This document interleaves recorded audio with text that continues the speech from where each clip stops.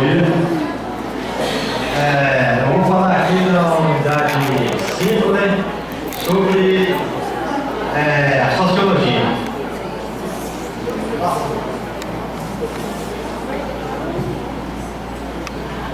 O meu grupo aqui, formado por mim e pelo pessoal aqui, eu vou deixar de vir se apresentar, porque até agora eu não vi o nome de ninguém que passou por aqui. E também, eu não sei o nome de todo mundo aqui. Aí cada um se apresenta, por favor. Okay? Meu nome é Adenilson. E a unidade 1 de construção da lei sociológica. Revolução Industrial e Revolução Francesa. As revoluções industriais francesas provocam profundas mudanças na sociedade europeia. Os trabalhadores deixaram a condição de servo e passaram a homens livres e assalariados. Entretanto, não houve significativas melhorias das condições de vida entre as classes populares. A expulsão do campo, dos baixos salários, o desemprego, jornadas de trabalho excessivas e moradias insalubres pioraram a vida dessas classes. É nesse contexto das profundas mudanças trazidas pelas revoluções francesa e industrial que surgiu a sociologia. O termo sociologia foi criado em 1838 por Auguste Comte, que pretendia unificar todos os estudos relativos ao homem, como a história, a psicologia e a economia. Mas foi com Karl Marx, Emile Durkheim e Max Weber que a sociologia tomou corpo e seus fundamentos como ciência foram institucionalizados. A sociologia surge então para compreender as novas formas da sociedade, suas estruturas e organizações. Além das aplicações do planejamento social, na condução de programas de intervenção social e no planejamento de programas sociais e governamentais. O conhecimento sociológico é também um meio possível de aperfeiçoamento do conhecimento social, na medida em que auxilia os interessados a compreender mais claramente o comportamento de grupos sociais, assim como a sociedade como um todo. Sendo uma disciplina humanística, a sociologia é uma forma significativa de consciência social e de formação do espírito crítico. Obrigado. O meu nome é Genivaldo, sou de Jauru e vou falar a respeito da unidade 2 e as duas tendências teóricas no estudo da sociedade. Então temos ali uma foto para ilustrar que é o pensador, né, Emile Durkheim, que nasceu em 1958 até 1977. Então a unidade 2.1 fala do funcionalismo, que são os fatos sociais. Então esses fatos sociais são os fatos que o modo de pensar, são o modo de pensar e agir de um determinado grupo social, né?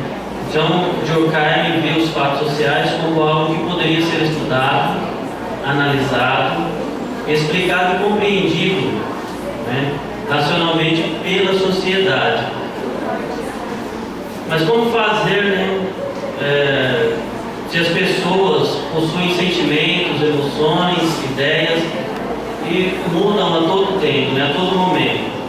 Então a resposta estaria nos fatos sociais, que deveriam ser estudados como métodos próprios, ou seja, diferente dos métodos que eram usados pelas ciências naturais.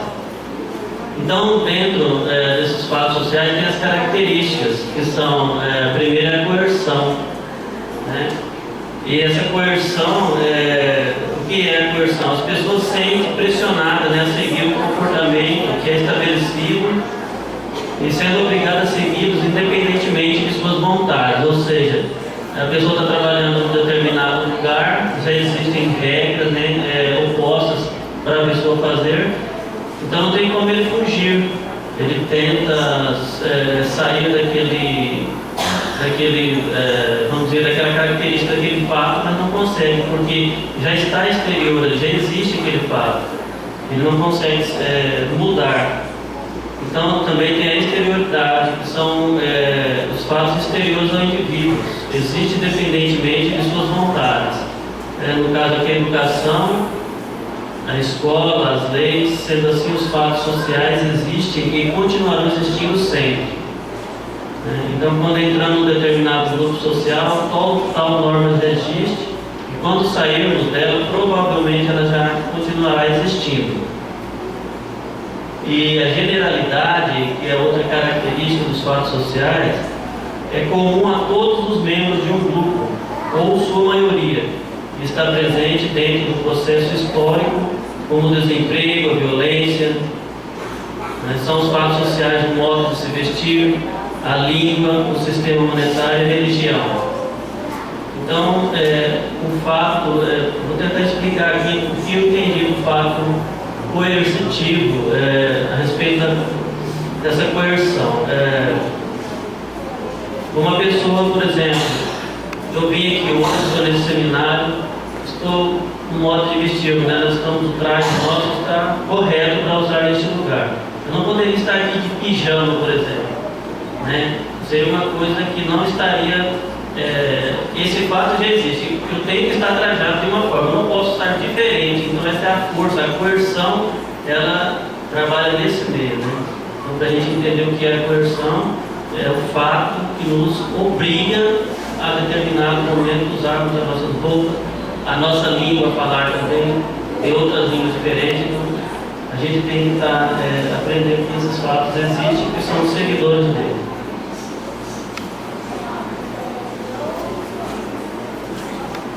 Bom dia a todos, meu nome é Marilene e eu vou falar sobre o materialismo dialético. O materialismo dialético ele foi concedido por Marx e por Freire. Ambos tinham uma visão crítica da sociedade e buscavam alternativas baseadas em relações sociais e distribuição igualitária da riqueza. Eles sugeriram uma sociedade socialista livre da exploração do homem pelo homem. Mas afinal, na verdade, o que é materialismo dialético? Materialismo significa a explicação da realidade e tem como referência a matéria. Já a dialética vê a realidade material não composta por agentes de harmonia, mas pela contradição. Pela visão materialista dialética, nada no mundo está acabado. As coisas, as pessoas, o mundo, tudo está em constante, está mudando sempre. Alguns princípios do materialismo dialético são a totalidade, a mudança qualitativa, a contradição universal e o movimento. Ou seja, a sociedade está em constante movimentação. O materialismo dialético demonstra que tudo é transitório. Tudo vai depender do resultado da luta entre as partes ou interesse contraditório. Por isso, o materialismo dialético não aceita a afirmação como as coisas sempre foi assim e assim sempre serão. Ou seja, existiu ricos e pobres e sempre vai ser assim. Com o materialismo dialético, a sociologia ganhou uma visão crítica e a classe trabalhadora a esperança de uma sociedade justa. Bom dia, meu nome é Geri. Vou falar sobre a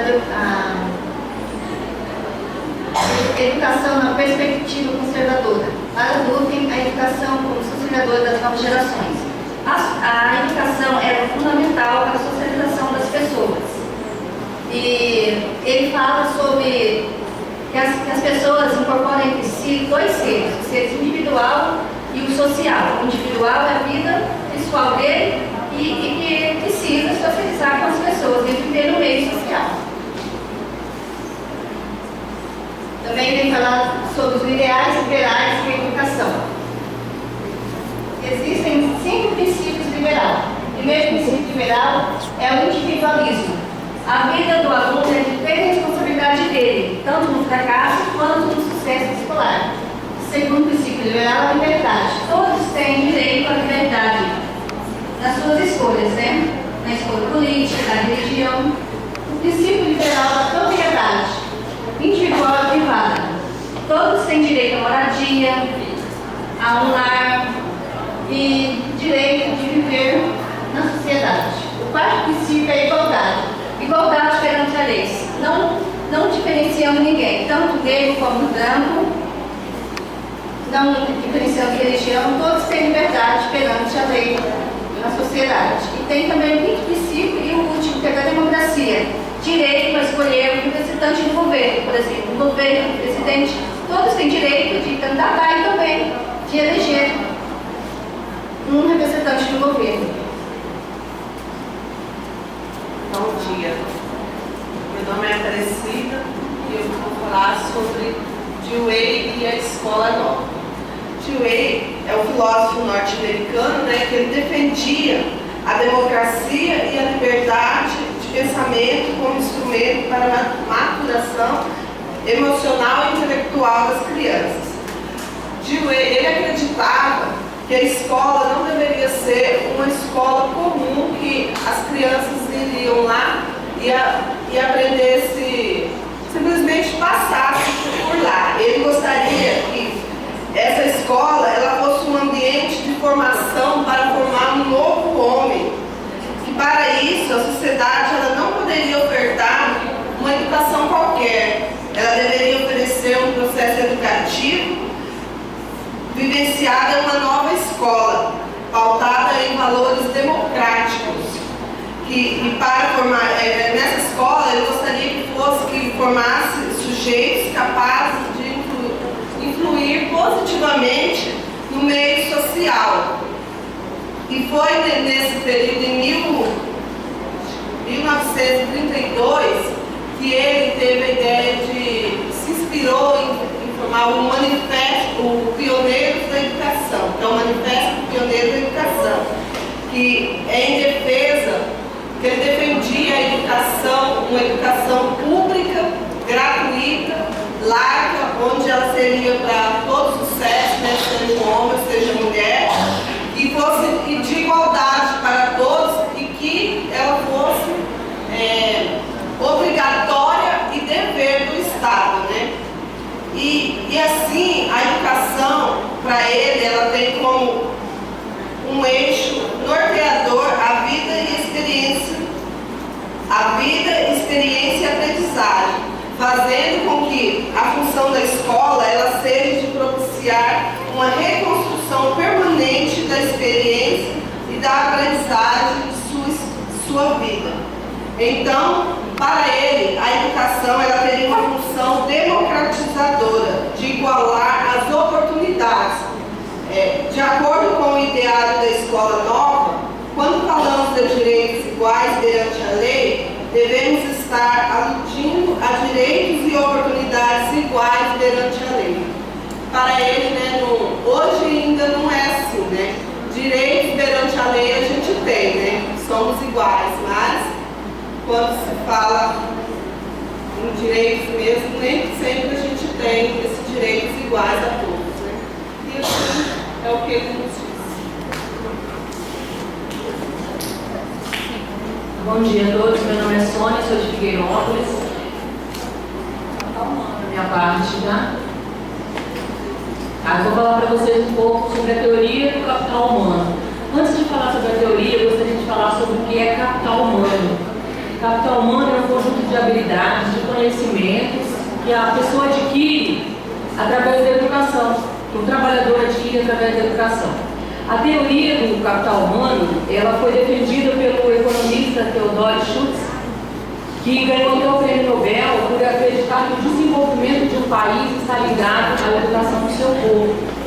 E, segundo eles, alguns economistas, eles discutiam que na época da Segunda Guerra Mundial, vários países eles ficaram destruídos e em pouco tempo eles conseguiram se reerguer e se desenvolver porque acreditavam na educação do seu povo. Eles investiram nessa educação, aí é o que foi chamado, foi a partir daí que nasceu a teoria do capital humano. E hoje é dominante a tese de que a educação tem um papel fundamental no processo de desenvolvimento do país. Tem uma frase do diretor-geral da Unesco, Frederico Maior, que eu gostaria de dizer aqui, que ele fala assim: uma sociedade que não importa com a educação dos seus filhos condena seu futuro. Então, tudo isso prova que eu acredito que acho que hoje todo mundo acredita nisso, até por isso nós estamos aqui nos qualificando para contribuir com a educação do nosso país e também com os interesses dos nossos padrões, os nossos interesses também. Por fim, a teoria do capital humano relaciona a educação e desenvolvimento econômico. Para ela, países que investiram na educação do seu povo conseguiram maior sucesso na sua economia, pois um trabalhador qualificado sempre consegue produzir mais e ser mais bem remunerado, contribuindo assim para o desenvolvimento do seu país. Em nome do nosso grupo, eu agradeço a atenção de todos, agradeço a Luzia pela oportunidade de todos que estão aqui. Obrigada.